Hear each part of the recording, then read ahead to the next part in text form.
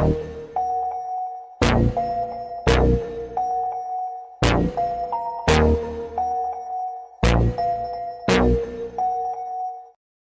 the British North American colonies. In 1964, Massachusetts is the first colony to legalize slavery. 1788, the U.S. Constitution is officially adopted by the new nation when New Hampshire becomes the ninth state to ratify it. The document includes a fugitive slave clause and the three-fifths clause, by which each slave is considered three-fifths of a person for the purpose of congressional representation and tax appointment. In 1866, two African Americans sit in the Massachusetts legislature. It is the first time black representatives have participated in this branch of American government. The 13th Amendment to the United States Constitution abolished slavery and involuntary servitude, except as punishment for a crime. It was passed by the Senate on April 8, 1864, and adopted on December 6, 1865. What time period did you experience the most segregation? Oh, probably in the 1950s, but I've experienced prejudice even to this day. There's controversy going on that deals with prejudice of gays in marriage. I was born and raised in Chicago, which is a very segregated city, not legally.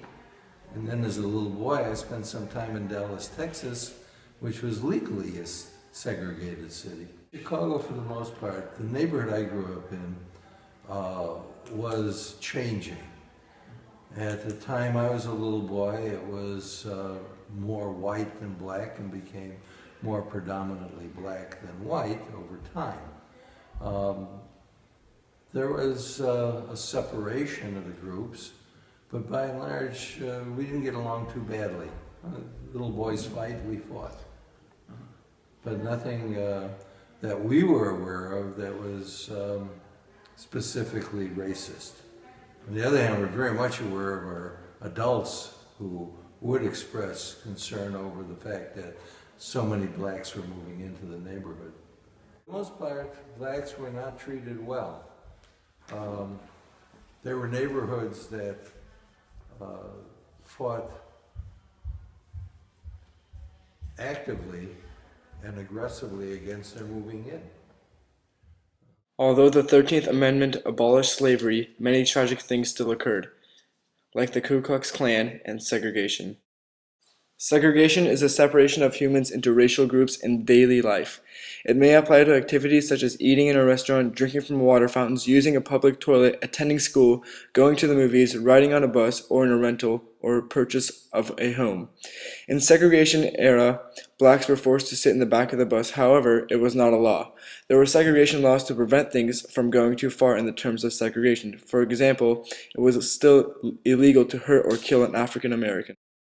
Racial segregation is generally outlawed, but may exist through social norms.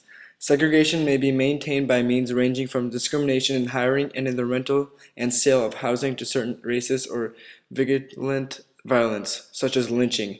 After Congress passed the Reconstruction Act of 1867 and the 15th Amendment was passed in 1870, providing the right to vote for African Americans, and the Civil Rights Act of 1875 forbidding racial segregation, federal occupation troops in the South assured blacks the right to vote and to elect their own political leaders. Even after these rights were passed, white racists were furious and did not like this, which led to worse segregation and racial conditions for blacks. Racism was much more tolerated when I was a little boy, and people were very much afraid of, for example, black Americans moving in and ruining the property values of the white people who lived there. And in fact, that was what was happening. That in turn created a lot of resentment and anger on the part of the whites. As far as jobs were concerned, blacks were definitely discriminated against, and they didn't have many of the good jobs. Do you have any personal experiences with segregation? Oh yeah.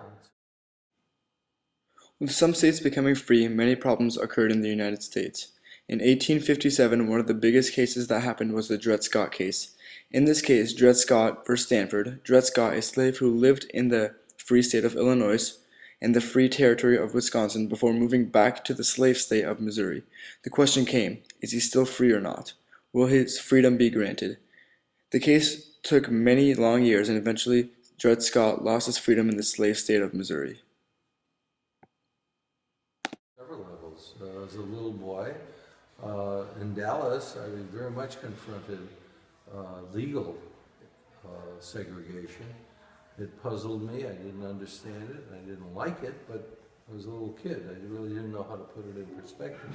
It was the same thing in Chicago. I also was a little boy during the World War II. And so I was very much aware of prejudice against Jews. Being a Jew, it didn't make sense to me that, number one, that there was any prejudice expressed towards us, but I also didn't understand how any of the Jews, adults, could express any bigotry toward the blacks, and I would hear that among the Jewish community. So there was all kinds of prejudice, not just against blacks, prejudice against Jews, prejudice against people from Poland who came in, and I was aware of those. Didn't know what it was really all about. Schools were also segregated after the 13th Amendment was passed. Blacks did not go to the same school as whites. They didn't even live in the same neighborhood. For a long time, blacks did not go to school with whites, and when they finally did, they were discriminated and segregated in the bus, bathrooms, and even drinking fountains on the school campus. Some white parents brought their kids out of school because blacks were going to the same school as their kids. Obvious segregation, but black students tended to stay with black students and white students stayed with white students, and it was frowned on if a white person and a black person would date or get together. I played football for my high school team, and it was primarily a white school, but the star happened to be a black football player who went on to become a very big star in the NFL. Abe Woodson. He was an MVP. I think he played 9 years MVP. I think he played 9 years in the NFL, mostly for San Francisco 49ers.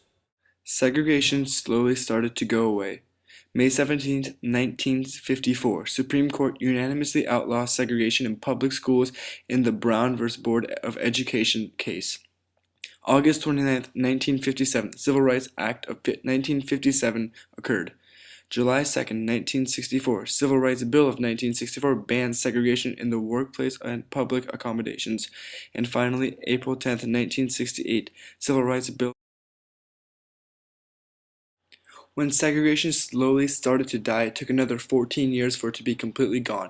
And after that, there was lots of racism in everyday life, and even through today's world.